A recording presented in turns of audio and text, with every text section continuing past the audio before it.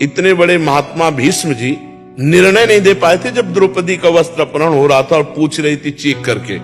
तो जब उपदेश कर रहे थे ना सरसैया में पड़े हुए, बोले बहुत धर्म का निर्णय कर रहे हो इस समय। तो उनका बेटी उस समय मेरी बोलने की सामर्थ्य नहीं थी, क्योंकि पापी दुर्योधन का अन्न खाया था। बहुत प्रभाव पड़ता है। एक परमहंस जी जंगल में एकांतवास करते थे, कभी किसी नगर से भिक्षा नहीं करते थे। एक दिन राजा शिकार खेलने गया तो साष्टांग दंडवत किया, कहा महाराज आखिरकार आप जैसे परमहंस महात्मा यदि गृहस्थों के घर नहीं जाएंगे तो उनका घर पावन कैसे होगा। विनय जोर कर गई और महात्मा जी उनके यहाँ भिक्षा पाने गए। अब भजन में रुचि नहीं, बस राजा का चिंतन, और ये आवे कि कब राजा आवे और निमंत्रण दे।